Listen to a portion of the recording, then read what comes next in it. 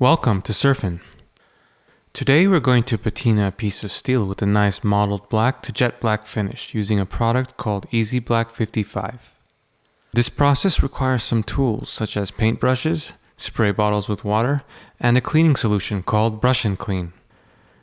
We begin by cleaning our steel surface. If you're using cold rolled steel that's rusted, or if you're using hot rolled steel, we first recommend sanding the surface. If you're using new cold rolled steel, or after your sanding is complete, go ahead and apply the brush and clean to the steel surface and scrub in a circular motion. Keep your eye out for any areas which may need additional cleaning.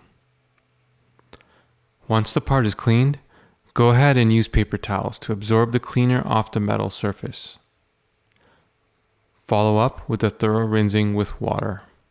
For large parts, you can use a hose, spray bottles, or even a dedicated paint gun filled with water. As a last step prior to applying the patina, go ahead and dry the surface with paper towels or washcloths. Now that we're all ready, go ahead and brush the Easy Black 55 solution onto the steel with a swabbing motion.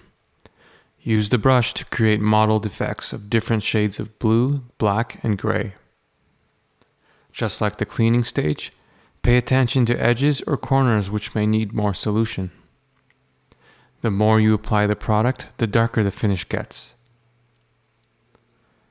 Once you're satisfied with the results, go ahead and swab the surface with disposable paper towels to absorb the solution.